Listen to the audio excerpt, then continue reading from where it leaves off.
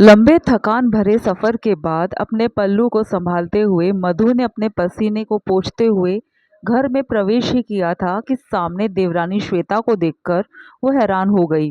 वो वही दरवाजे पर ठिठक कर खड़ी हो गई। यहाँ तो नज़ारा ही कुछ और था। देवरानी श्वेता सूट पहनकर बिना पल्लू सिर पर लिए वही सोफे पर बैठकर सासू माँ मालती जी के साथ बतिया रही थी और देवर राजेंद्र भी वही बैठकर उन लोगों के साथ हंस हंस कर बातें कर रहे थे।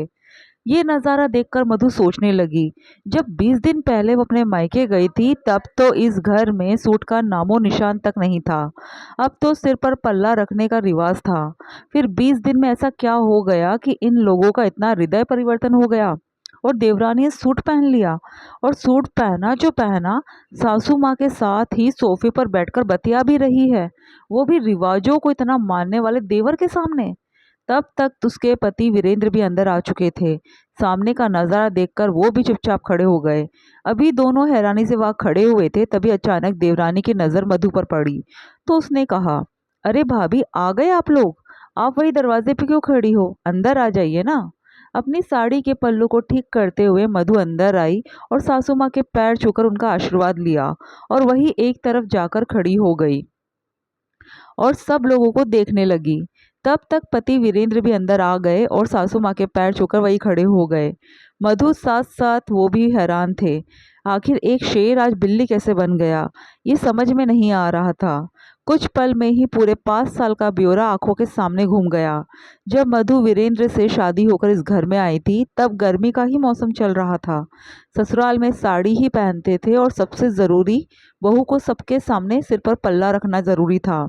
ऊपर से सासू माँ का नियम ये था कि चाहे रसोई घर में कोई हो या ना हो, एक बहू का रसोई में काम करते समय पल्ला नीचे नहीं गिरना चाहिए। ऐसे में उसे रसोई में काम करने में बड़ी दिक्कत होती थी। उसने अपनी समस्या मालती जी से कही तो उन्होंने जवाब दिया, बहू, तुम्हारे आने से पहले भी हम लोग रसोई में काम करते थे, हमें तो कभी कोई समस्या नहीं हुई। मम्मी जी, बात वो नहीं है।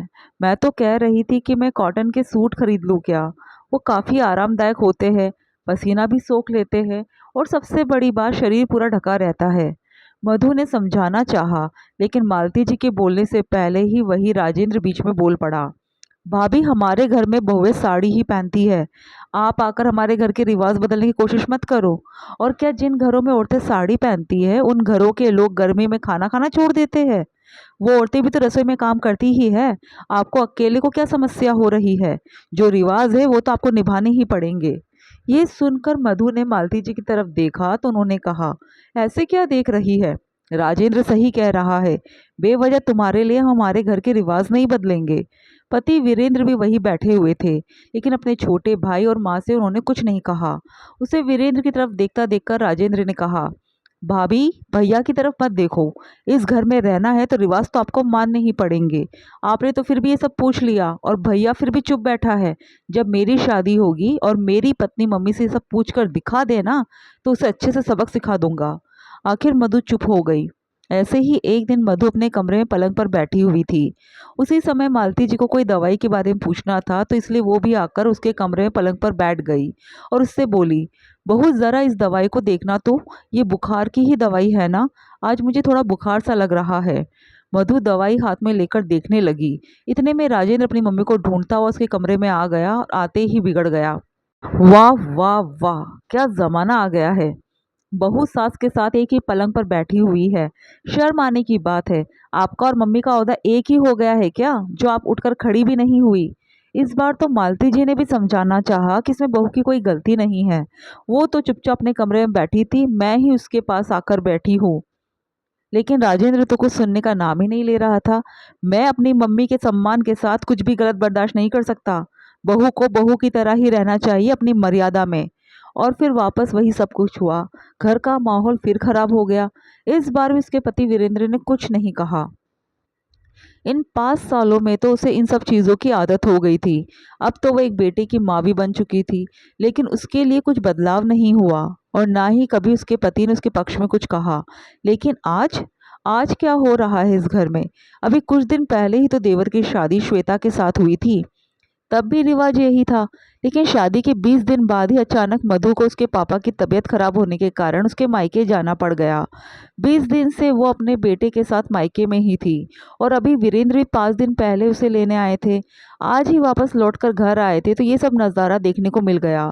तभी मधु के मन की बात को समझते हुए सासू माँ मालती जी ने सारी बात को संभालते हुए कहा, संभालते हुए नहीं बल्कि लीपा पोती करते हुए कहा, अरे बहू, आजकल गर्मी बहुत ज़्यादा तेज़ है।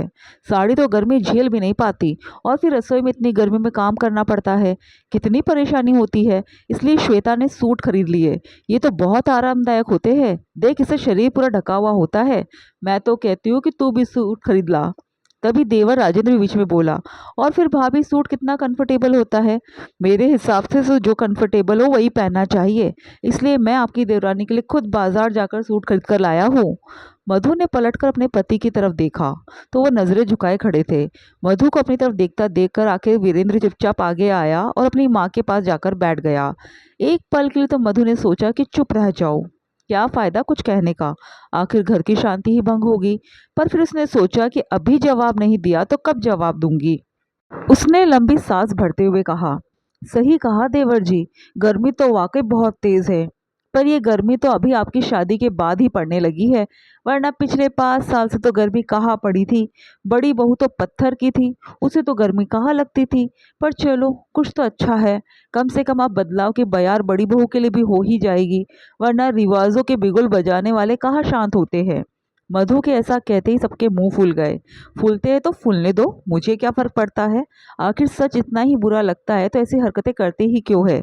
मधु ने मन ही मन कहा और अपने सिर का पल्ला हटाकर चुपचाप अपने कमरे में रवाना हो गई।